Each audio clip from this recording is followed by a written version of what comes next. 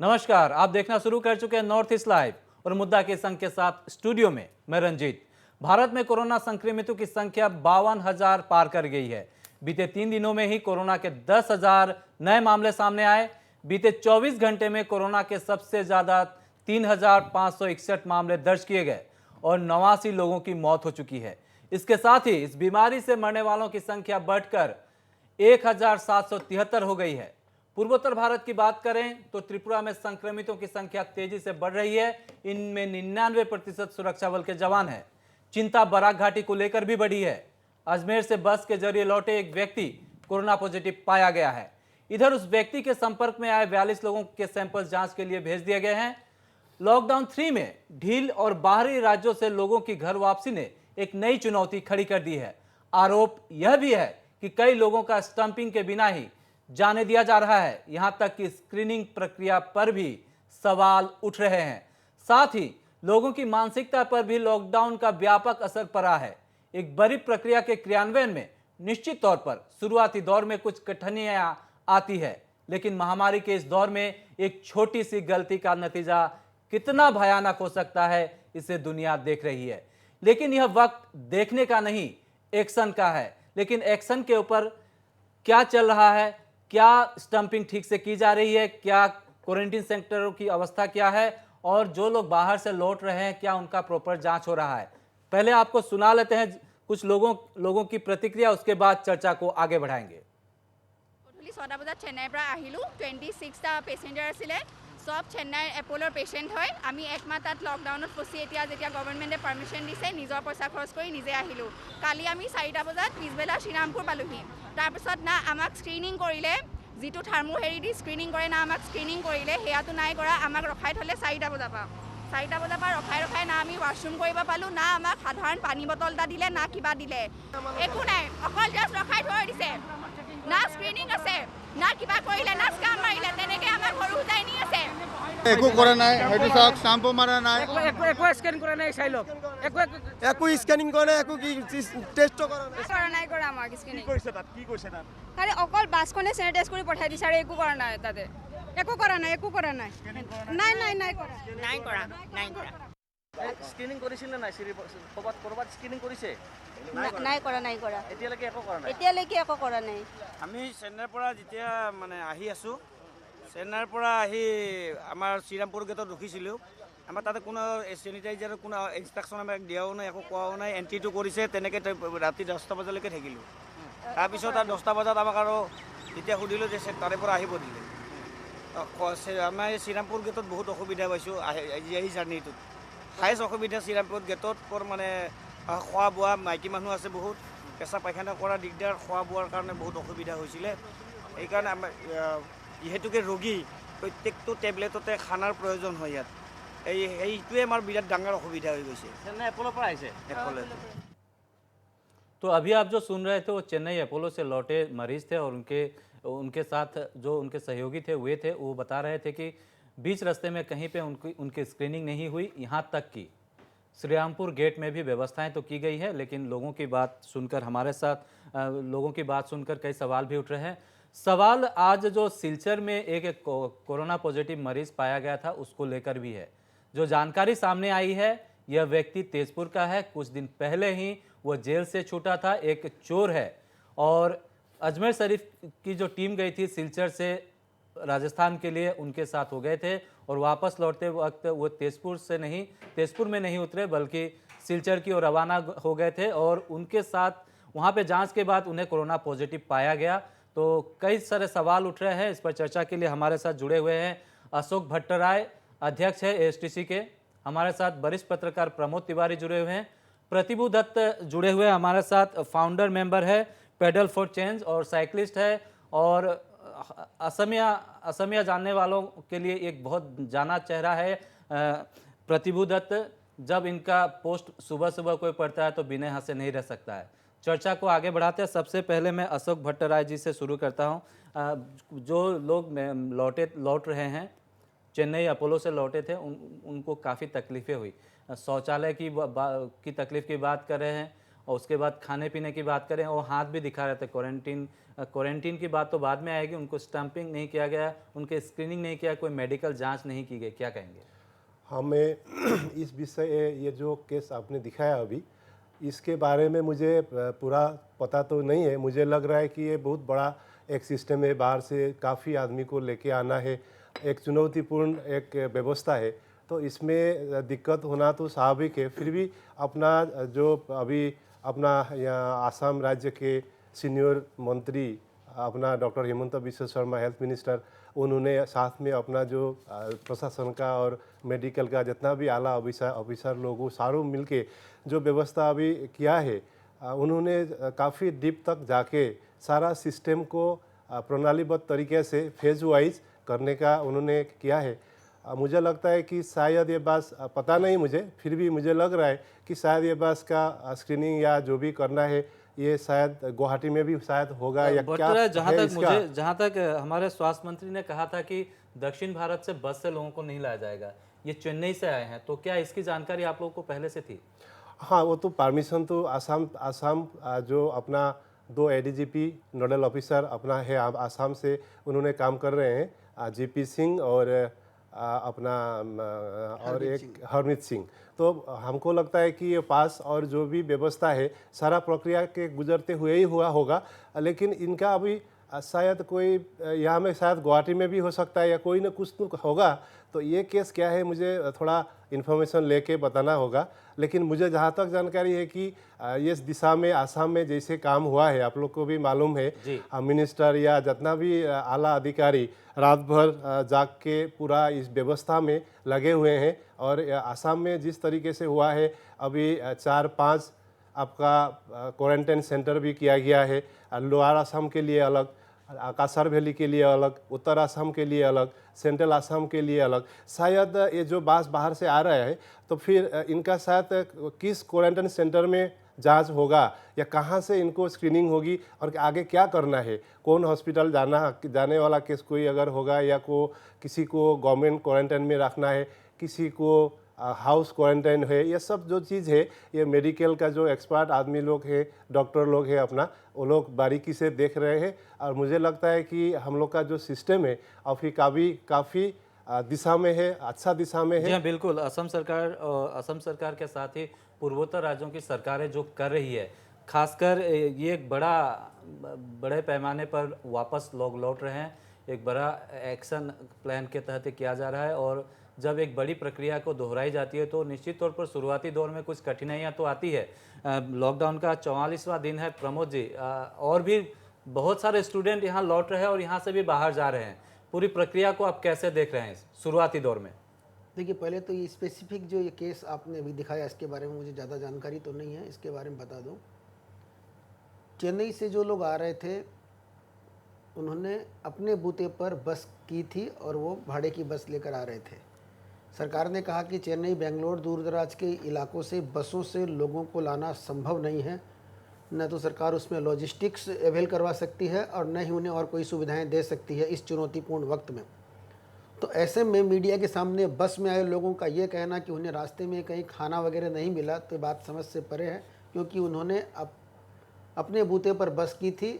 सरकार के जो नोडल ऑफिसर है उन्होंने उस बस को असम आने की अनुमति दी थी। दूसरी बात तो वो दिखा रहे थे कि श्री रामपुर में हमारी स्टैंपिंग नहीं हुई। कई बार क्या होता है कि मीडिया को सामने देखकर लोगों के मन में जो आक्रोश होता है, वहाँ से जाहिर सी बात है चेन्नई से बस में बैठकर असम तक आना, गुवाहाटी तक आना अपने आप में बहुत बड़ी चुनौती है। गर्म का मौसम में कैसी बस थी मुझे नहीं पता जी। तो उनका गुस्सा स्वाभाविक रूप से उबल आया कि मेरे ऊपर को मेरा स्टैंपिंग नहीं हुआ है, स्टैंपिंग श्री रामपुर में नहीं होनी है। ऐसा है कि जो लोग गुवाहाटी के नहीं हैं, जो लोग नलबाड़ी ज़िले तक के हैं, धुबड़ी के, कोकराझार के, नलबाड़ी के, ग्वालपाड़ा के, बाक्सा के, बरपेटा के, उन्हें केवल रोककर उनकी स्कैनिंग और वगैरह कोकराझार में होनी है, उनकी स्टैंपिंग उनको क्वारंटाइन में भेजना हो, कोकराझार में भेजना है। मध्य असम के लोगों को गुवाहाटी में, उत्तरी असम के लोगों के लिए तेजपुर है और ऊपरी असम के लोगों के लिए जोरहाट में व्यवस्था है, बराक घाटी के लिए सिलचर में व्यवस्था। इस व्यवस्था को एक्शन में आने में हो सकता है, एक्शन मोड में आने में एक आध दिन लगे। शुरू से जो स्टेडियम में आने के बाद में उनकी स्कैनिंग होनी है, उसके बाद स्क्रीनिंग के बाद में उनका स्वाब टेस्ट होगा। स्वाब टेस्ट की रिपोर्ट किस तरह से आएगी उस पर डिपेंड करेगा कि उन्हें कितने दिनों तक क्वारंटाइन में रखा जाना है। तो ये एक जो कोविड-19 प्रोटोकॉल का standard operating procedure well defined है, गवर्नमेंट उसी के अनुरूप काम कर रही है।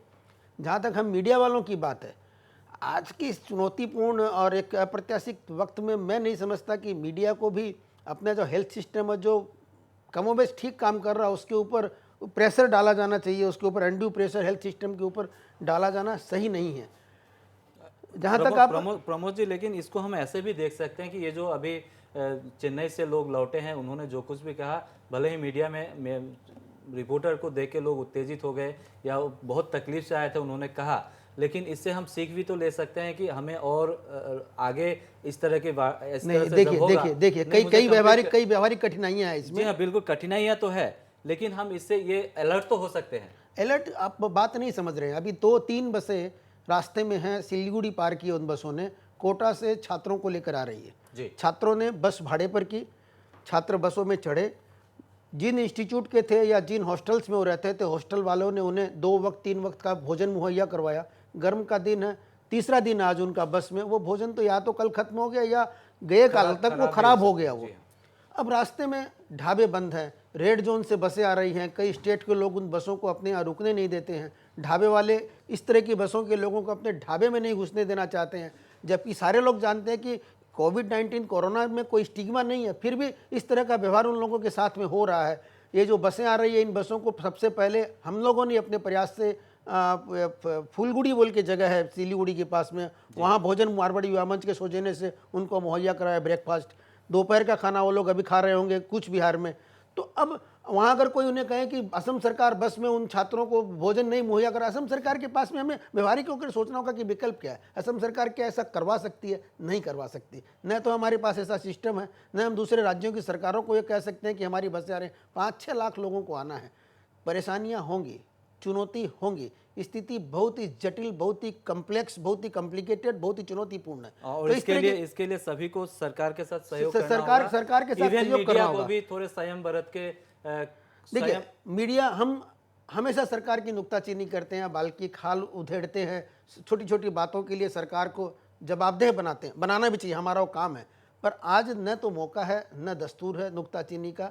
लोग आ रहे हैं, अपने दम पे आ रहे हैं। अब फर्ज कीजिए कि अगर वो 3 बसों के छात्र कल यहाँ पर आए और बोलें कि असम सरकार ने तो हमें भोजन भी मुहैया नहीं करवाया, हम भूखे थे, किसी सामाजिक संगठन ने सारा कुछ हमें दिया। ठीक है, दिया ना आपको। आज मानवता की सेवा के लिए देश में जहाँ भी NGO है, गैर सरकारी संगठन है, लोग व्यक्तिगत स्तर पर अपने बूते के ऊपर सहायता कर रहे हैं।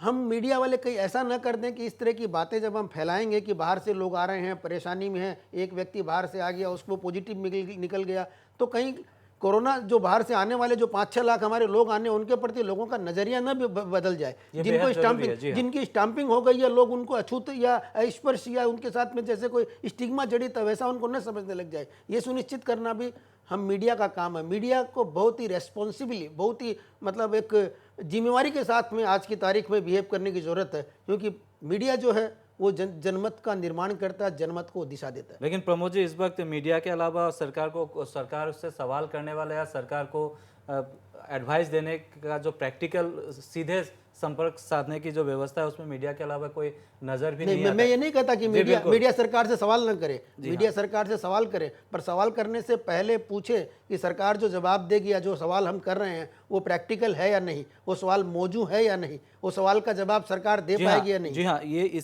इसको हम और गहराई से जांचेंगे और हम सिलचर की ओर रुख करेंगे। हमारे साथ प्रतिभु दत्त, फाउंडर मेंबर है पेडल फॉर ए चेंज। प्रतिभु, आपका कार्यक्रम में स्वागत है। मैं पहले भी स्वागत कर चुका हूं, एक बार इसलिए कर रहा हूं क्योंकि आप लोग जो काम कर रहे हैं वो बहुत हेल्थ से रिलेटेड है, शारीरिक और मानसिक स्वास्थ्य को लेकर आप लोग बहुत जागरूक है।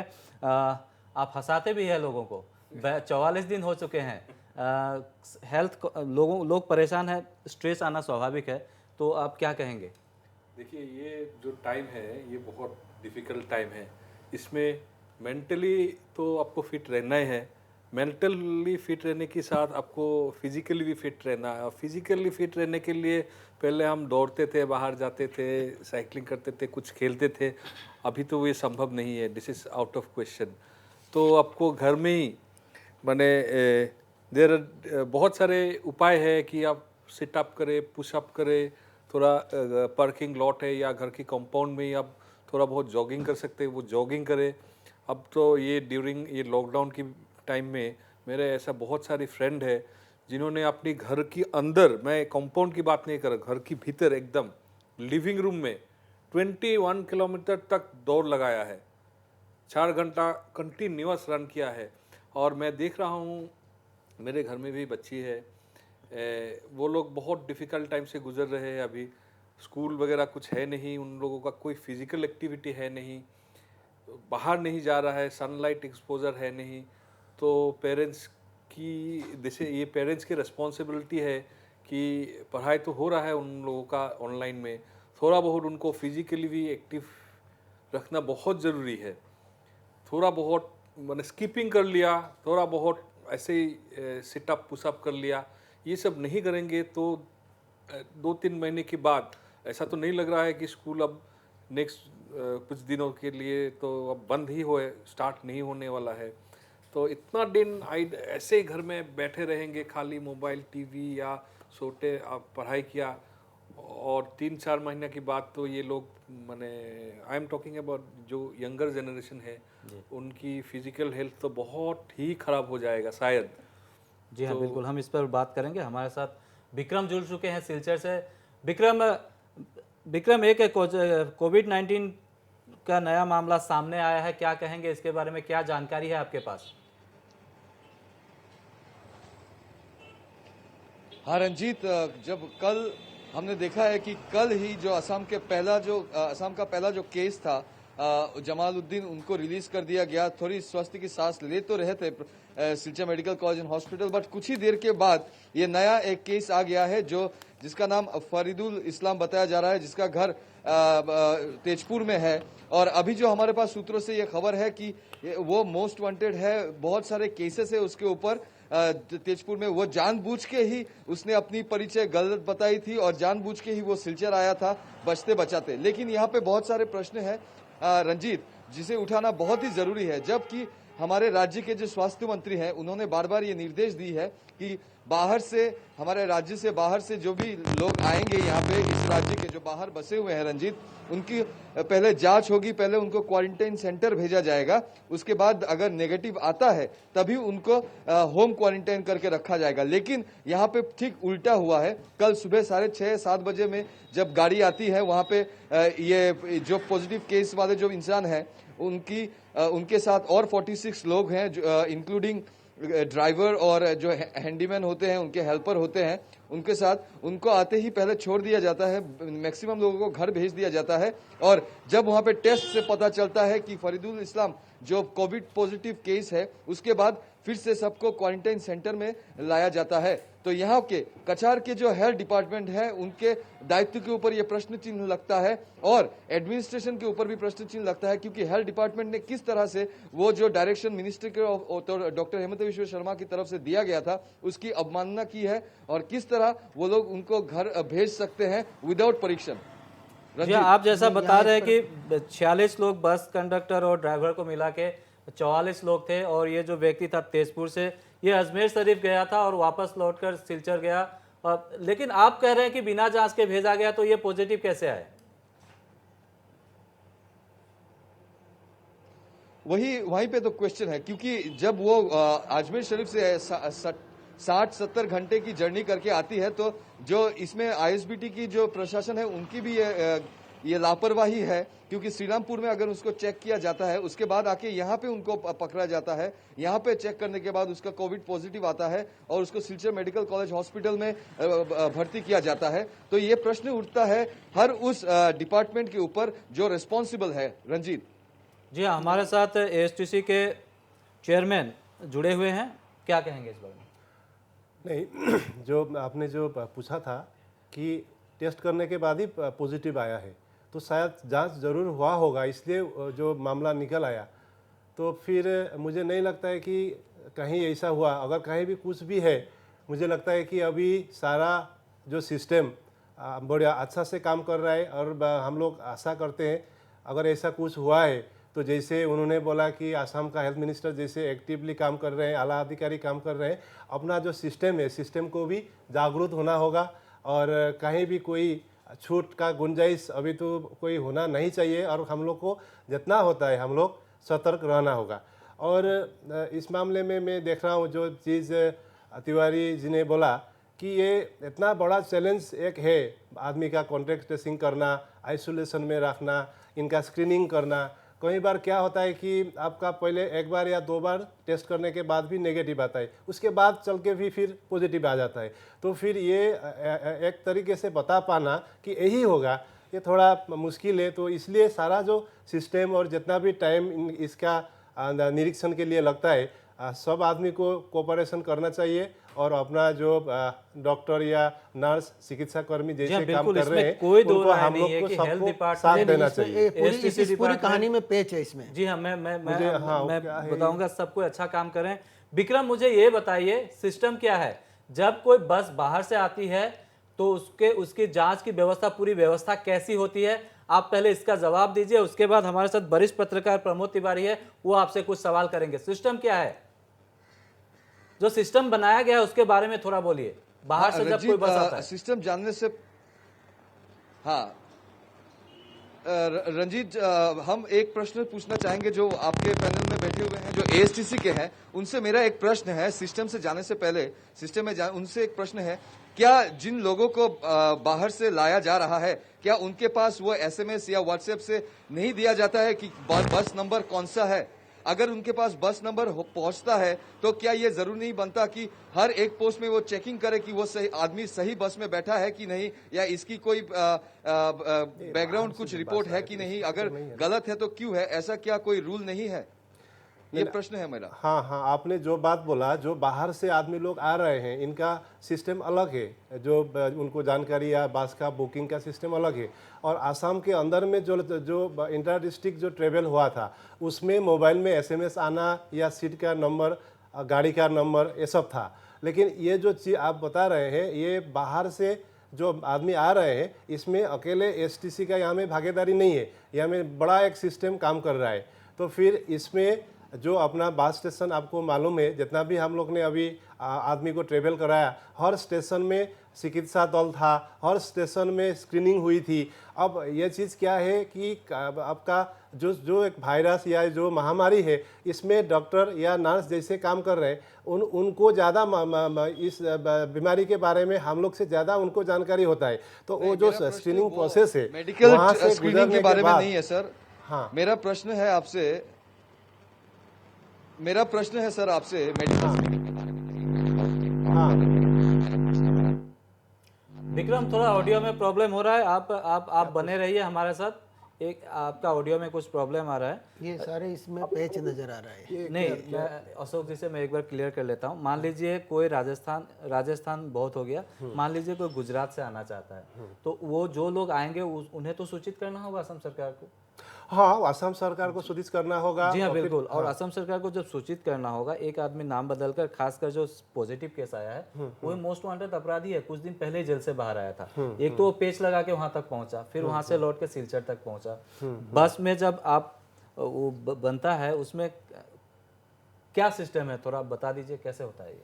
नहीं, ये मैं तो देखिए, मैं STC का कामकाज देख रहा हूँ। STC का अभी जो कामकाज हो रहा है आसाम के अंदर में हो रहा है, या बाहर ज़्यादा काम नहीं हो रहा है। लेकिन अभी अपना जो 2 senior police officer nodal officer के रूप में उन लोग ने काम कर रहे हैं।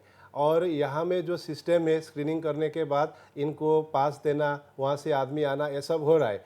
लेकिन अभी ये जो आदमी, क्रिमिनल आदमी आपने जो बोला है, जो जितना हुआ है, अब ये चीज़ जांच का विषय है। मुझे लगता है कि 2 सीनियर नोडल ऑफिसर उन्होंने देख रहे हैं, निश्चय इसका क्या है नहीं है, छानबीन होके। प्रमोद जी, विक्रम हमारे साथ जुड़ चुके हैं, आप उनसे सवाल कर सकते हैं। ये जो बंदा जो पॉजिटिव भी पाया गया है सिलचर में, वो क्या तेजपुर से आ रहा था ना, डायरेक्ट अभी अजमेर से आ रहा है?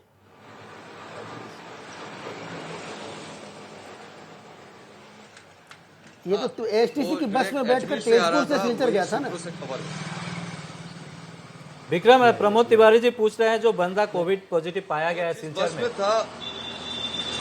में जो कोविड पॉजिटिव पाया गया था, वो अजमेर से सिलचर पहुंचा था या तेजपुर से ही बीच बस में उठ के सिलचर पहुंचा था?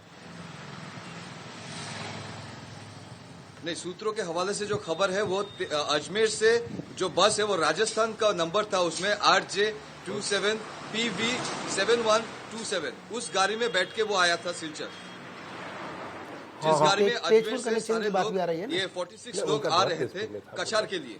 हाँ, यही बात मैं बोल रहा हूँ। जो अभी हम लोग ने जो आसाम में अभी जो बस अभी शुरू हुआ है 2-3 दिन से, अभी सिटी बस भी गुवाहाटी में शुरू हुआ है, आसाम के अंदर में शुरू हुआ है। हम लोग ने यहाँ में सिटी बस के अंदर में रेस्टर मेंटेन करने का काम शुरू किया है। और जो लॉन्ग डिस्टेंस का बस है उसमें redbus.in के जरिए ऑनलाइन बुकिंग के बाद ही यात्री लोग को यातायात का सुविधा दिया जा रहा है, ताकि सारा लोगों का नाम, मोबाइल नंबर, कॉन्टेक्ट अपने पास रहे, ताकि कोई बस में अगर कोई ऐसा कोई केस आने के साथ साथ हम लोग वो बस में कौन कौन आदमी था, किस दिन वो आदमी किस जगह जा रहे थे, साथ में कितने आदमी थे, वो कॉन्ट्रैक्ट ट्रेसिंग के लिए अपना सुविधा के लिए ये सारा सिस्टम हम लोग ने असम में बना के रखा हुआ है। अभी जो सिस्टम हम लोग का चल रहा है, तो ये जो बाहर से जो बस आया था, तो इसका जो चीज़ मैं यही बोल रहा हूँ कि ये स्लिप STC के अंदर में नहीं आता है। ये सारा चीज़ एक बड़ा ऑपरेशन है। जी हाँ, बड़ा ऑपरेशन है। आगे चल के छानबीन होगा। विक्रम, क्या ये प्रक्रिया में शामिल नहीं है कि जब कोई बाहर से आता है तो उसको पहले क्वारंटीन किया जाता है, उसके बाद होम क्वारंटीन के लिए भेजा जाता है? इन दोनों के बीच कितना गैप होता है? क्योंकि एक पॉजिटिव मामला सामने है, आप जैसा बता रहे हैं कि बस से लोग उतरे, उनको घर भेज दिया गया, फिर वो वापस बुला के क्वारंटीन किया जा रहा है। यही तो रंजीत, यही एक प्रश्न है, क्योंकि जब बाहर से पहले तो एप्लीकेशन आता है।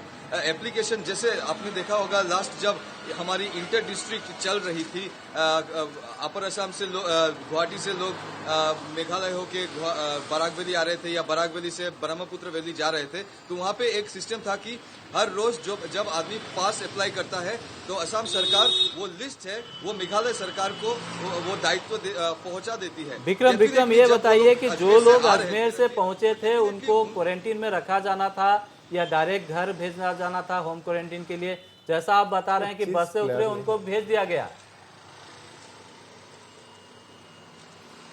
नहीं, एज पर द डायरेक्शन, जैसे कि स्वास्थ्य मंत्री, हमारे राज्य के स्वास्थ्य मंत्री डॉक्टर हेमंत बिश्व शर्मा ने ये बार बार कहा है कि जो लोग बाहर से आएंगे पहले उनको क्वारंटीन सेंटर में भेजा जाएगा, उनकी टेस्टिंग्स होगी, अगर नेगेटिव आता है तभी उनको होम क्वारंटाइन करके रखा जाएगा। लेकिन यहाँ पे टेस्टिंग्स हुई, होने के बाद उनको फिर घर भेज दिया गया। अगर ये पॉजिटिव आया है, 1 घंटा 2 घंटा या 24 घंटा कि 1 घंटा 2 घंटा या 24 घंटा 48 दिन ऐसे 28 दिन के बाद भी केसेस सामने आते हैं। हम मान लेते हैं कि वो जब अजमेर से आ रहा था, जब असम बॉर्डर में वो घुसता है, डेफिनेटली उसकी स्क्रीनिंग हुई होगी और वहां पे स्क्रीनिंग में शायद ऐसा कुछ नहीं पकड़ा गया, और सिलचर में आके जब फिर से उसकी स्क्रीनिंग होती है तो वहां पे उसको पॉजिटिव पाया जाता है। डेफिनेटली बाकी लोगों की भी हुई रहेगी, लेकिन होने के बाद उन लोग को घर कैसे भेजा गया, प्रश्न वहां पे है। जो दूसरों पूरे माहौल से ये या लोकेलिटी से जो खबरें आ रही हैं कि उनको पहले घर भेजा गया और जब ये पॉजिटिव केस आता है फिर सबको फिर उनको अफरा तफरी में वापस बुलाया गया है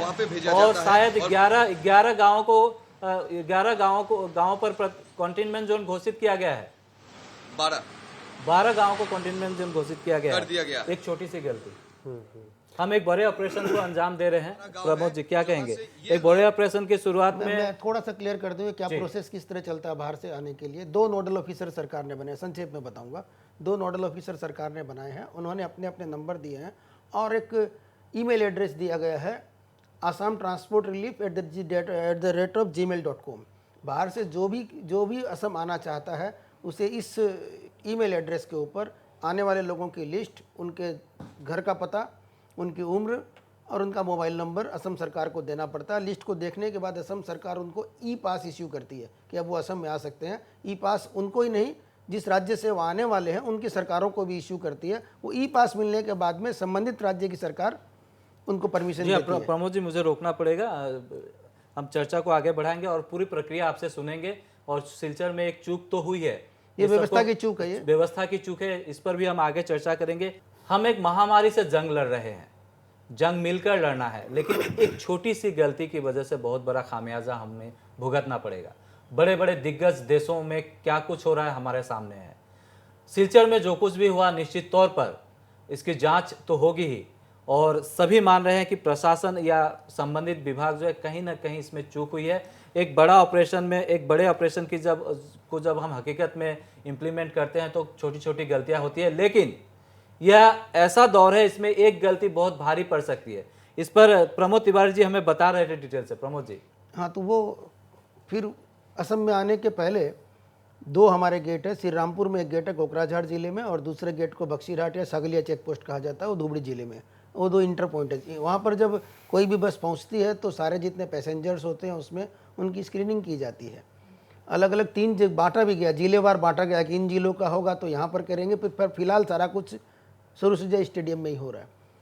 ये जो केस जो मुझे समझ में आया है आज ये यहाँ बैठकर, तो ये लग रहा है कि चूक, व्यवस्था की चूक, सिस्टम की चूक हो गई सिलचर में। चूक ये हुई कि सारे लोगों के स्वाब टेस्ट लेने के बाद में उन्हें क्वारंटाइन में रखना चाहिए था, उसकी बजाय उनके ऊपर स्टाम्पिंग करके उन्हें घर जाने दिया गया।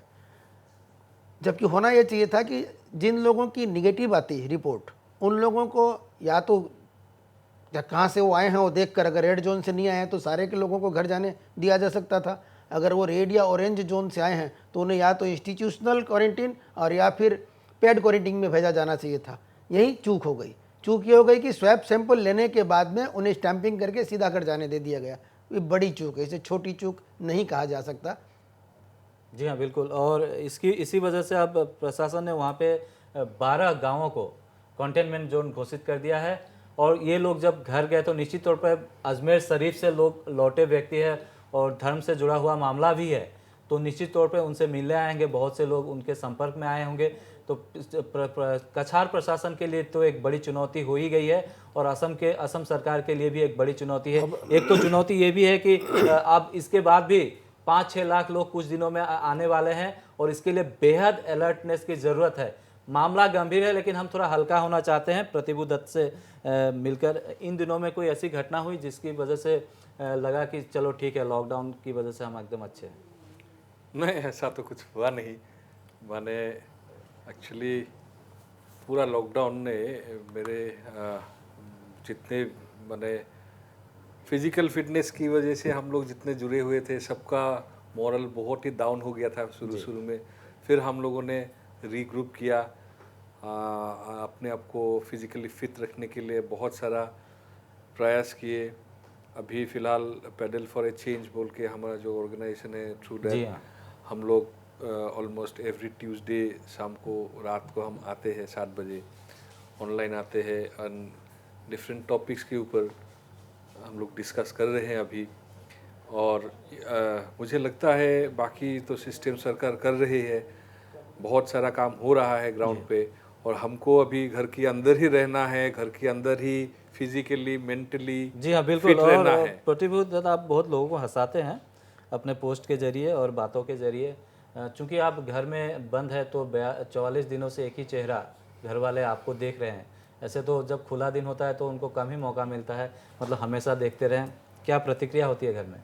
नहीं, मैं तो अब घर में हमको इतना देखते नहीं है, हम एक ही जगह में बैठे रहते हैं, एक ही जगह में बैठे रहते हैं जी, और उस तरफ कोई नहीं आते हैं। जी हाँ, आपकी स्माइल बहुत अच्छी है और मेरे गेस्ट भी इससे सहमत होंगे। प्रमोद जी मुस्कुरा रहे हैं, और smile is the best medicine कहा जाता है। तो इस पर आप क्या कहेंगे दर्शकों को? नहीं, बहुत टेंस सिचुएशन है। मैं तो अब एक्चुअली दिन में देखता भी नहीं हूँ क्या हो रहा है देश में, पूरा वर्ल्ड में क्या हो रहा है मैं देखता भी नहीं हूँ।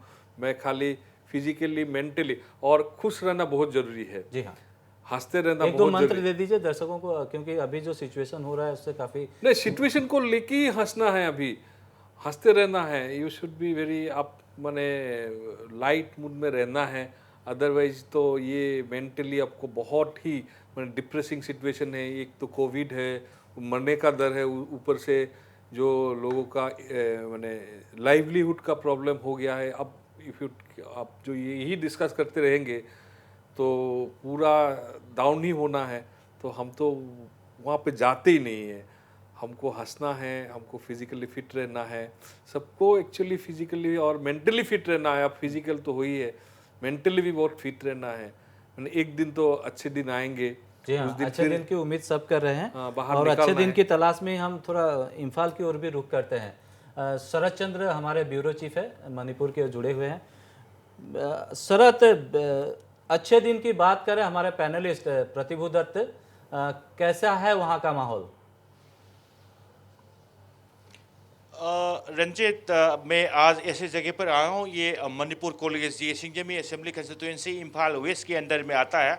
यहाँ पर मैं सभी दर्शकों को ये दिखाना चाहूँगा कि ये है एक जो कम्युनिटी लेवल की क्वारंटाइन सेंटर जो है उसकी एक झलक। ये एक मणिपुर कॉलेज है और ये मणिपुर कॉलेज जो है काफ़ी पुराना कॉलेज है, सरकारी कॉलेज है। और यहाँ पर आप देख सकते हैं कि बहुत ही बड़ा कैंपस है और उसके अंदर काफ़ी सारे कमरे हैं और काफ़ी सारे ऐसे कम्युनिटी हॉल भी है। यहाँ पर अगर बाहर से लोग बाग अगर मणिपुर जो अभी आ रहे हैं मणिपुर, उनको होम क्वारंटाइन जो है वो कम्युनिटी लेवल के लिए इंतज़ाम किया गया, ताकि वो घर पे रहते हुए कोई भी असुविधा जो पहले से रह रहे लोग जो है उनके साथ भी कोई असुविधा महसूस ना हो। इसी कारण इस तरह की कम्युनिटी लेवल की हर जगह पर, हर डिस्ट्रिक्ट पर और हर ये असेंबली कंस्टिट्यूएंसी में किया गया। और सिंगजमी असेंबली कंस्टिट्यूएंसी की अगर कहा जाए तो ये मणिपुर कॉलेज जो है उनकी एक क्वारंटाइन सेंटर है। बाकायदा क्वारंटाइन मैनेजमेंट कमेटी बनाई गई है, उसमें लेडी भी है और जेंट्स भी है। सब आप देख सकते हैं, मेरा पीछे आप देख सकते हैं, जो भी जो है सिंगजमी असेंबली कंस्टिट्यूएंसी के अंदर ही आता है। और यहाँ पर मणिपुर, हम जो बैकग्राउंड में जो तस्वीरें देख रहे हैं, मणिपुर कॉलेज बहुत फेमस कॉलेज है और बिल्कुल प्रकृति की गोद में बसा हुआ ऐसा लग रहा है। और निश्चित तौर पर जो लोग बाहर से आएंगे, क्वारंटीन में रहेंगे, उनको कोई असुविधा नहीं होगी और वो बहुत ही राहत महसूस करेंगे। कितने लोग आने वाले हैं आपके राज्य में? आपके राज्य के जो बाहर लोग रह रहे हैं, कितने लोग? रंजित, अगर हम 2-4 दिन पहले की अगर बात करें तो ये 92 लोग गुवाहाटी में जो फंसे हुए थे, उनको सबसे पहले जो गुवाहाटी मणिपुर भवन में थे उनको सबसे पहले लाया गया और वो सभी की सैंपल टेस्ट होने की बाद सभी को अपने अपने घर में भेज दिया गया। और अभी जैसे अभी सिंगजमी असेंबली कंस्टिट्यूएंसी ऐसे करके मणिपुर में कुल मिला करके 67 असेंबली कंस्टिट्यूएंसी है और हर एमएलए को, वो चाहे वो रूलिंग एमएलए हो चाहे वो ओपोजिशन के एमएलए हो, और सभी एमएलए को ये जिम्मा सौंप दिया गया है कि उनकी खुद की असेंबली कंस्टिट्यूएंसी की कितने लोग बाहर रह रहे हैं और कौन सा जगह में रह रहे हैं। उस काम को अभी हमने ये चलते हुए देखा, 2-4 दिन से ऐसे ही देख रहे हैं, लेकिन ये बहुत कामयाब होते नज़र आ रहा है। अभी आप देख सकते हैं बाकायदा यहाँ पर कमेटी बना करके पूरा दिन रात उनकी ड्यूटी तैनात किया गया। हालांकि यहाँ पर सुरक्षा बलों का भी कर्मी है, ये गेट पे तैनात है। ये गेट के अंदर कोई आना जाना बिना परमिशन की हो ही नहीं सकता। और जो अंदर क्वारंटाइन की जब क्वारंटाइन की दिन में जब वो रहने लगेंगे, उनका भी बाहर जाना, घर तरफ निकलना का बिल्कुल नहीं पाएंगे, क्योंकि इसलिए सुरक्षा बलों की तैनाती है। ये 24 घंटे रहेंगे, दिन में उनकी ड्यूटी जो है बदलता रहेंगे।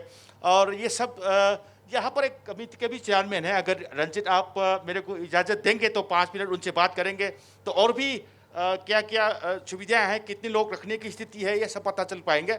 और मेरे साथ जुड़ चुके हैं ये quarantine management committee Manipur college Singjamei assembly constituency Imphal west के अंदर जो आता है उसकी एक चेयरमैन है। तो सबसे पहले मैं आपसे जानना चाहूँगा कि कितने लोगों की रखने की क्वारंटाइन में यहाँ पर स्थिति बनाई गई है? ये हमारा मैं वो हिंदी थोड़ा वो इंग्लिश से बोल सकता है वो। जी हाँ, बिल्कुल बोलिए। There is about 302 the stranded people from our constituency. We are arranging for them, but the thing is, just now we got 2 from the CMO, and now we are say these 2 inmates is there, and then I hope. जी हाँ शरद, आप जैसे बता रहे हैं committee बनाई गई है और आपके 60 एमएलए को अपने अपने इलाकों के अपने अपने कंस्टिट्यूंसी की जिम्मा सौंपा गया है। निश्चित तौर पर देश के लिए ये एक उदाहरण भी साबित हो सकता है। प्रमोद जी क्या कहेंगे? नहीं, ये तो सही बात है रंजित। ये पता चला कि पहले से अभी 2 लोग रह रहे हैं और आज शाम को 29 और लोग आएंगे और कल परसों तक इसमें कम से कम 100 से ऊपर की लोगों की आने की खबर है। उनका ये भी कहना है कि करीब 100 लोग यहाँ पर रख सकते हैं। शरद, बहुत बहुत धन्यवाद इन जानकारियों के लिए। और एक नई बात पता चली है आपके यहाँ से कि रूलिंग हो या अपोजिशन, सभी 60 एमएलए को अपने अपने इलाकों की जिम्मेदारी सौंप दी गई है और ये देश के लिए एक उदाहरण बन सकता है। प्रमोद जी जब प्रश्न दोहराएंगे अपना क्या? जी हाँ, मतलब मणिपुर में ऐसी व्यवस्था की गई है, वहाँ पे 60 विधानसभा क्षेत्र है, चाहे रूलिंग के हो या अपोजिशन के हो, सभी को अपने अपने विधानसभा क्षेत्र की जिम्मेदारी दी गई है क्वारंटीन सेंटर की। कौन कितने लोग बाहर रह रहे हैं, कितने लोग आने वाले हैं, उसकी जानकारी देने के लिए। नहीं, हमारे सियासतदान अगर राजनीति से ऊपर उठकर मणिपुर मॉडल को स्वीकार कर लें तो ये तो सोने में सुहागे वाली बात होगी। इससे एक तो जो व्यवस्था शासन के ऊपर भी दबाव कम होगा, प्रशासन के ऊपर भी दबाव कम होगा। अगर इस मॉडल को मान लिया जाए तो मणिपुर मॉडल के नाम से पूरे देश में ये प्रसिद्ध हो सकता है। पर जो राजनीतिक परिवेश दिखता है और कोविड-19 जैसी महामारी को लेकर जिस तरह आरोप पर प्रत्यारोप का दौर जारी है, पश्चिम बंगाल जैसी सरकारें देश के संघीय ढांचे को चुनौती देने पर उतर आई है। वैसे में सुनने में तो बहुत अच्छा लगता है, बोलने में भी अच्छा लगता है कि मणिपुर मॉडल को सारे स्वीकार कर ले। क्या सत्ता पक्ष क्या विपक्ष सारे लोग एक होकर मानव बनकर पीड़ित मानवता की सहायता करें तो इससे अच्छी दूसरी नज़ीर हो नहीं सकती। पर हमारे देश की राजनीति का जो चाल चरित्र और चिंतन है उसे देखते हुए ये दूर की कौड़ी लगती है। जी हाँ, तो रंजीत जी, मैं इस मामले में एक दो चीज़ बोलना चाहता हूँ। अभी जो हम लोग ने जब से एसटीसी का बस चलना शुरू हो गया तो पहले दिन में ये देखा गया कि काफ़ी सारा आदमी बस के लिए आए। तो ये चीज़ हम लोग को समझना होगा, अभी एसटीसी जो ऑपरेशन कर रहा है ये कोई कमर्शियल बेसिस पे ऑपरेशन नहीं हो रहा है। जी हाँ। ये अति आवश्यकीय सर्विस हो रहा है।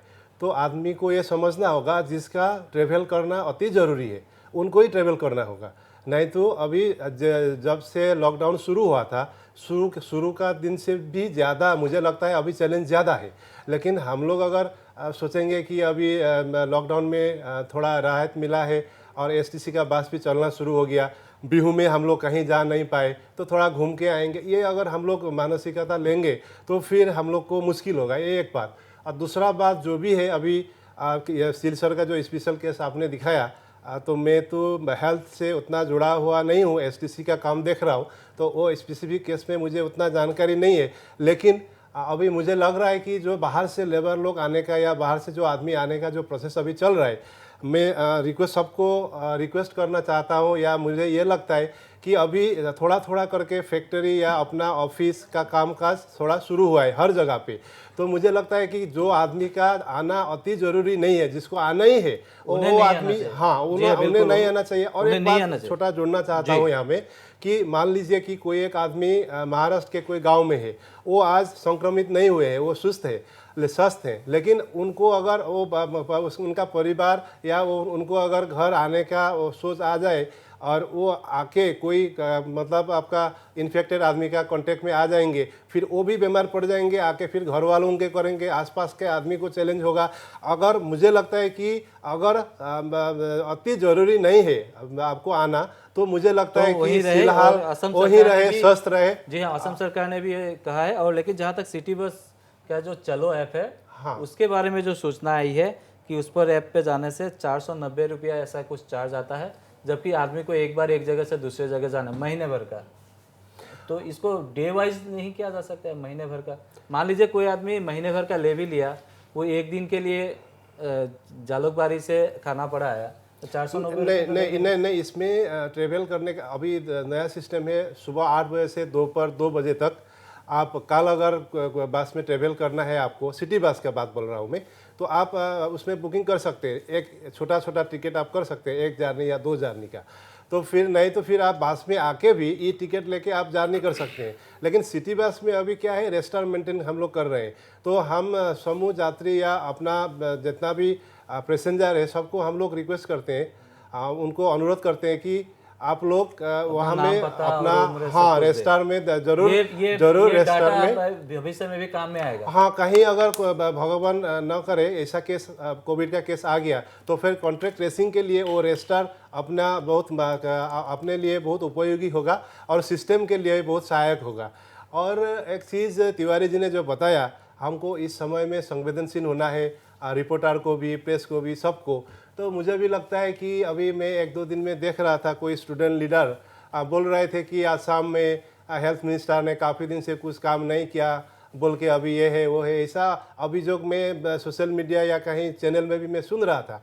तो मुझे लगता है कि भारत स्वाधीन हुआ आज 70 साल से ज़्यादा हो गया, तो 60 साल में आसाम में 3 मेडिकल कॉलेज था, लेकिन लास्ट 10 साल में आसाम में और 3 मेडिकल कॉलेज हुआ और 4 मेडिकल कॉलेज का काम अभी चल रहा है।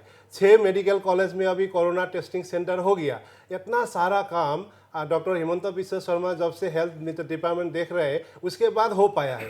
तो इस हालत में ऐसे अनाप शनाप अभियोग लेना मुझे लगता है कि ये राज्य के लिए ठीक नहीं है और ये ह्यूमनिटी के लिए भी ठीक नहीं है। जो आदमी दिन रात सारा मेहनत करके आसाम को महामारी से बचाने के लिए लगे हुए हैं, तो इस हालत में हम सबको जुड़ के सिस्टम को साथ देना चाहिए और कहीं भी कुछ छोटा मोटा कुछ है तो उसको हम सबको मिल के उसको ठीक करना चाहिए और हमारा राज्य को महामारी से बचाना चाहिए। जी हाँ, शायद सरायघाट युद्ध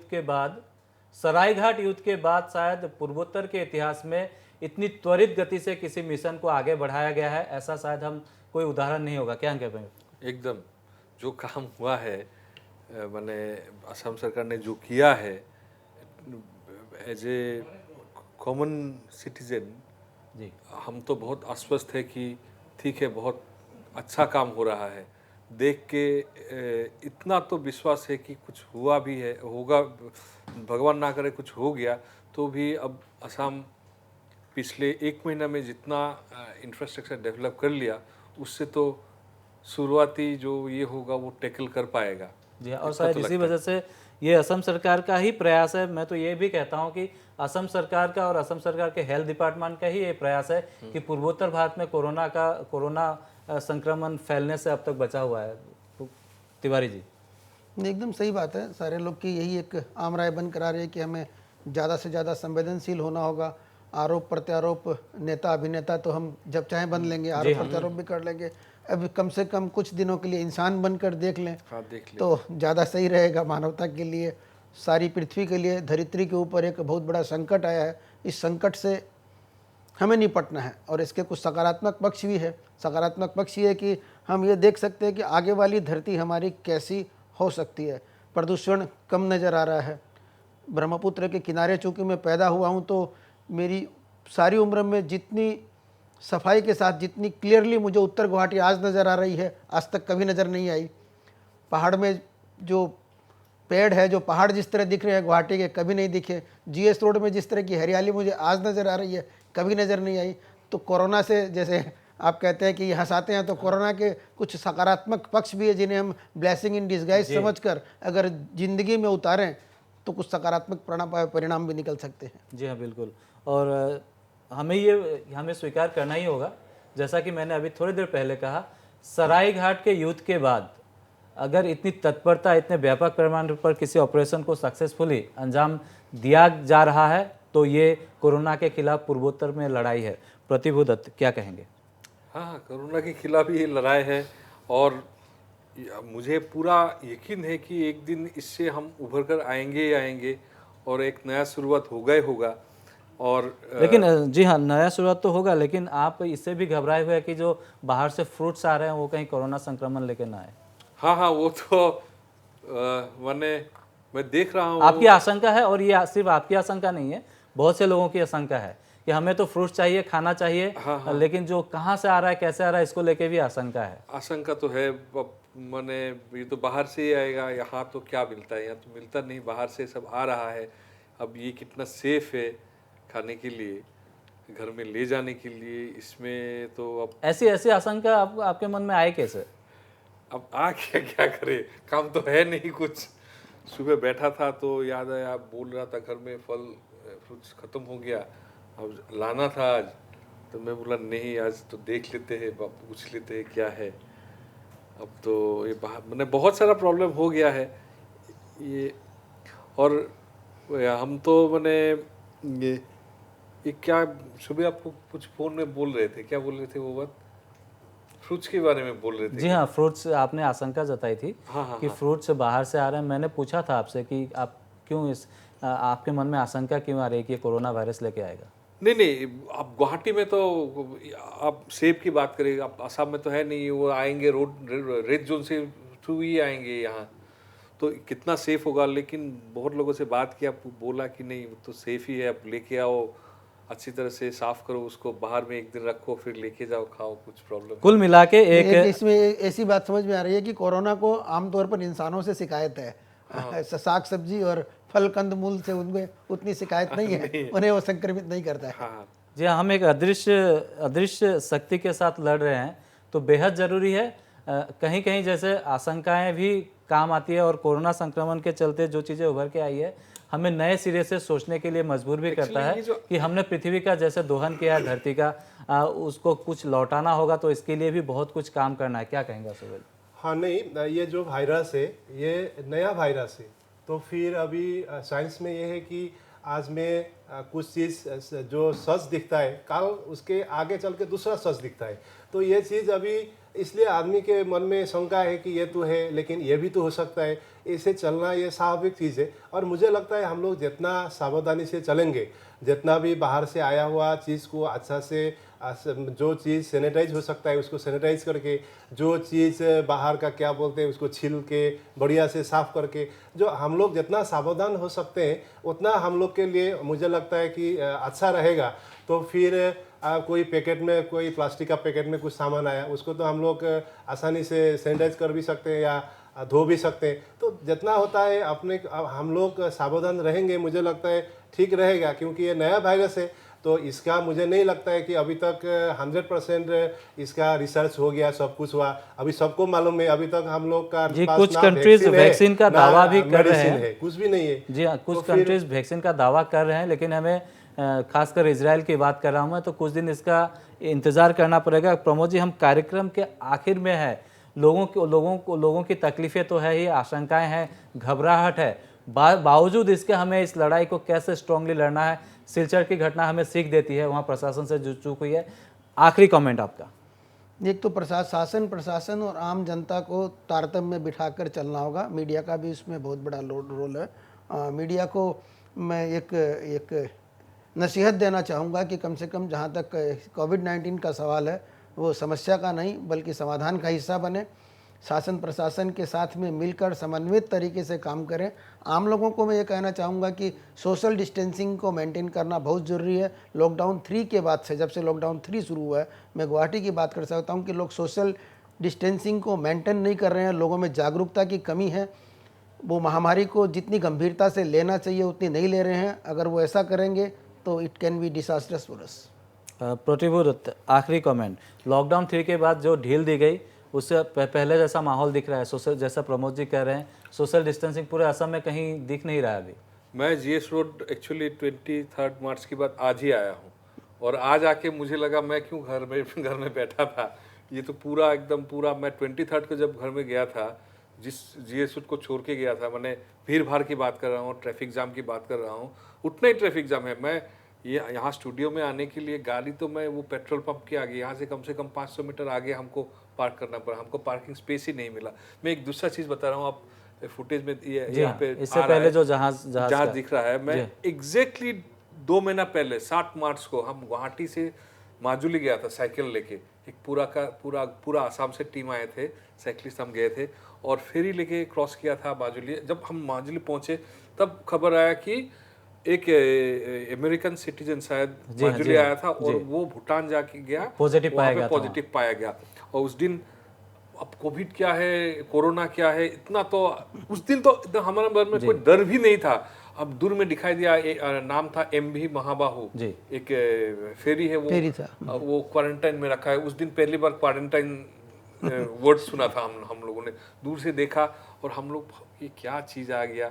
और एग्जैक्टली 2 मंथ बाद, आज 7 मई है, एग्जैक्टली 2 मंथ बाद, और उस टाइम असम में तो कोई था ही नहीं। इंडिया में मुश्किल से 2 डिजिट का फिगर था कोरोना पॉजिटिव, और आज एग्जैक्टली 2 मंथ बाद 52,000 हो गया शायद। ये बहुत, जी हाँ बिल्कुल, हमें यही पिछले 3 दिन में 10,000 मामले सामने हैं, 100 से भी ज़्यादा लोगों की मौत हुई है। आखिरी कमेंट अशोक भट्टराय जी, क्या कहेंगे? हाँ, मैं तो वही, अभी मैंने पहले भी बताया कि जब लॉकडाउन शुरू हुआ था, अभी भी हम लोग वही स्थिति में है या उससे और ख़राब स्थिति में है। केस आपका बहुत ज़्यादा से बढ़ रहा है।